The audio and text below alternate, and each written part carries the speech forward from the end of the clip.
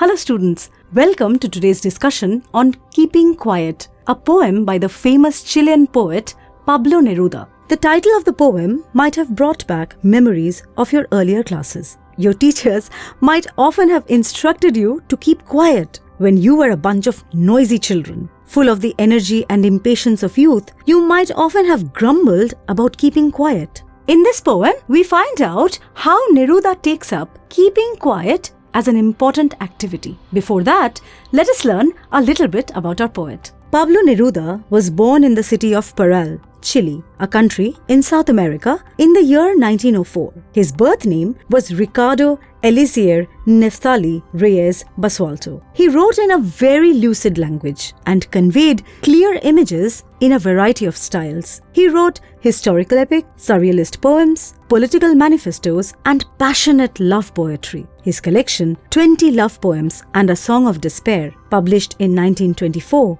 contains timeless classics. Neruda was also a diplomat and a politician, and he was awarded many prestigious prizes throughout his life. He received the Nobel Prize for Literature in the year 1971. His poem, Keeping Quiet, is significant because he was also the recipient of a number of peace prizes like the International Peace Prize, the Lenin Peace Prize, and the Stalin Peace Prize. Let us now start with the poem. Note that the stanzas of the poem are of different lengths. The whole poem is the poet's monologue as he addresses the readers.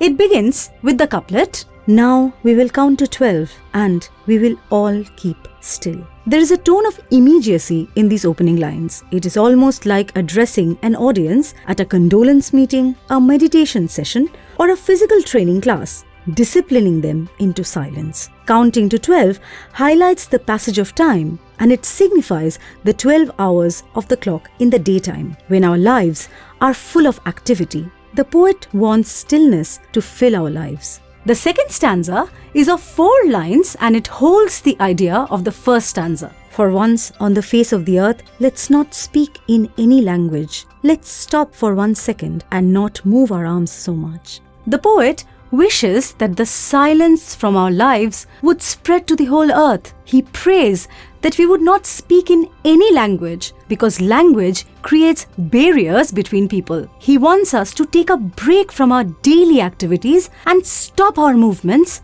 for a second. It would be an exotic moment without rush, without engines. We would all be together in a sudden strangeness. The poet has already implored and urged us to keep silent and motionless in the first 2 stanzas. Now, he wonders about the nature of that moment of stillness in the 3rd stanza. The moment would be unusual and exciting. The humdrum and mechanical nature of our routine lives tires the poet. He aspires for the moment of camaraderie and unity which that moment of silence would bring among the people of earth. In the next 4-line stanza, the poet moves on to the universal images of predation and discord among the earth's inhabitants. Fishermen in the cold sea would not harm whales, and the man gathering salt would not look at his hurt hands. The poet thinks about the adversities which fishermen face in the cold sea. He is at the mercy of nature, and he does not hesitate to harm other living beings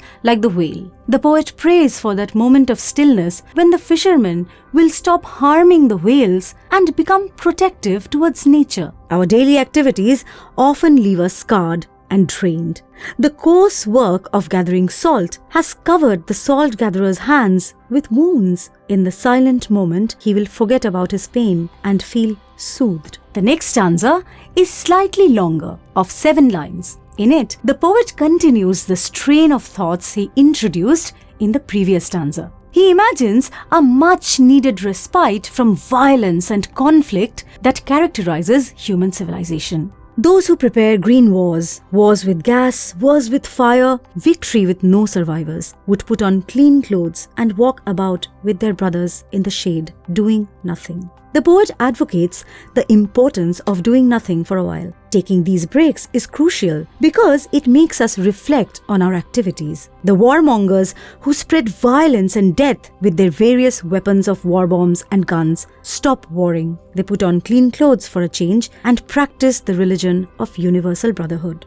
In the moment of stillness towards which the poet aspires, soldiers develop fellow feelings for people of different nationalities or cultures. It makes them realize the futility of achieving victory in a bloodbath where so many lives are lost. In the next stanza, the poet makes sure that we do not miss his point. He clarifies his desires. What I want should not be confused with total inactivity. Life is what it is about. I want no truck with death. If we were not so single-minded about keeping our lives moving and for once could do nothing, perhaps a huge silence might interrupt this sadness of never understanding ourselves and of threatening ourselves with death. The poet does not wish for a sedentary and inactive or lazy life. He does not think that the reflection or deep thought that the silence brings is useless and is a lack of activity. On the contrary, he equates silence and reflection to the very highest of activities. He wants us to take life as it comes and does not aspire for the peace which death brings. He just wants us to relax and recover from our unhealthy and obsessive lifestyle. In our single-minded devotion to progress, we fail to understand ourselves and our existence becomes meaningless. If we were still for a while, we might finally reach self-understanding and give up our destructive habits and suicidal tendencies. This was the longest stanza in the poem, where the poet specifies his exact wish. He next moves on to a smaller stanza. Perhaps the earth can teach us, as when everything seems dead and later proves to be alive.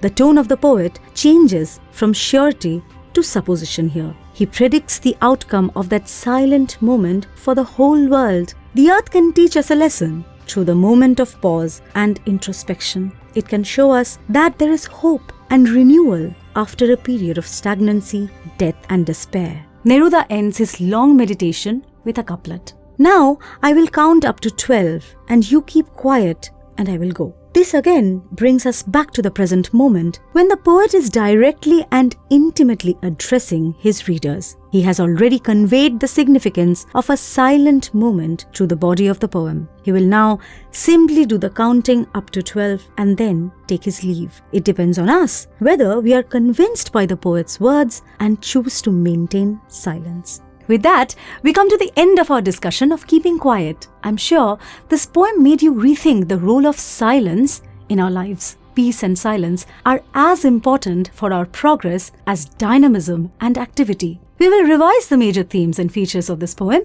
in our recap video. See you soon. Goodbye.